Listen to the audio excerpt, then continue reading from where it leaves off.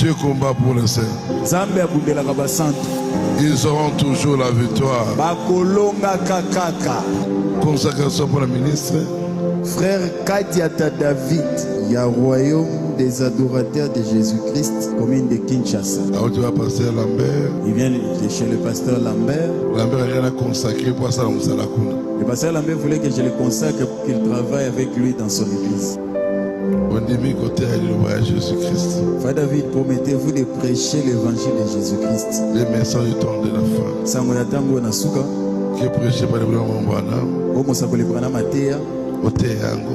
Et vous prêchez cela comme le pasteur Baouti nous a prêché.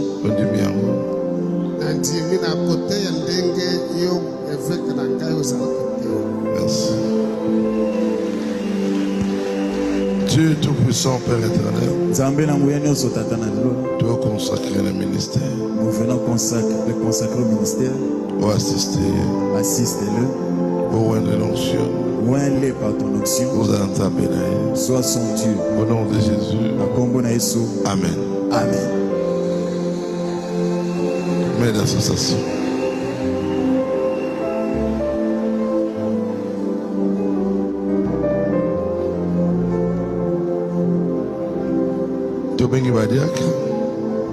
Jean Kalamba Iben.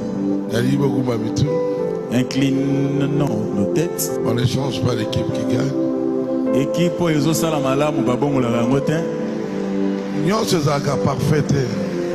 Tout n'est pas parfait. Mais c'est une bonne équipe de diacres. Qui veulent que les diacres renouvellent leur mandat. Merci beaucoup. Atondomingi. C'est la démocratie. Qui sont contre? Merci Bazate. Pas d'opposition. Félicitations président. Dieu est notre Père Céleste. Voici tes enfants.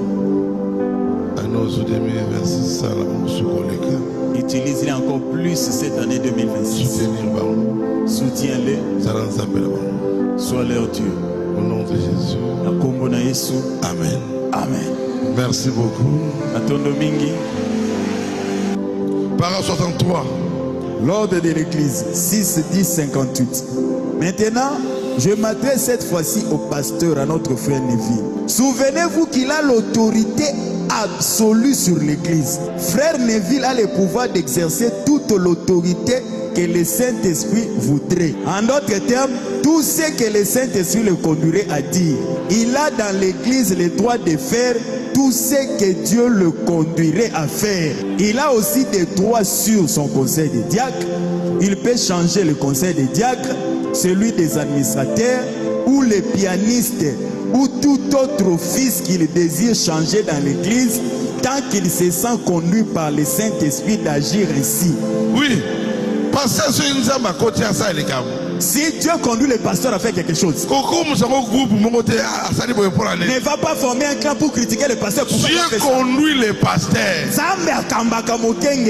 Il doit oindre le pasteur pour conduire ses brebis. Dieu il place quelqu'un dans l'église pour vous montrer le chemin. C'est pour cela Dieu a envoyé un prophète William, Marion, Branham pour nous préparer à la venue de Christ. Office de pasteur associé. Si tu ne vois pas la même vision que le pasteur,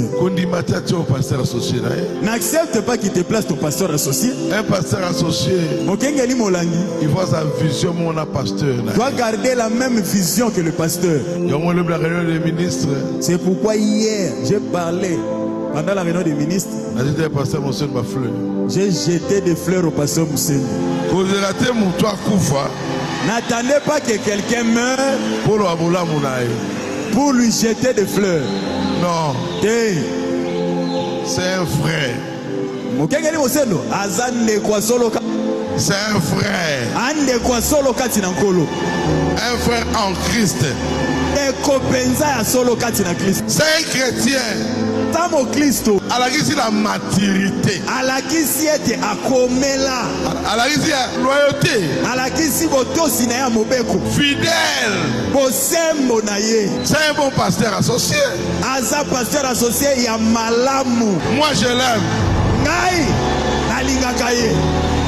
C'est un bon frère. Ande komoko malamu. On te venait ça à l'aise. On est à l'aise. Très à l'aise. Tozana kibia makasi. Pio. Pio. Toi qui es des gars. Nous ne faisons qu'avancer.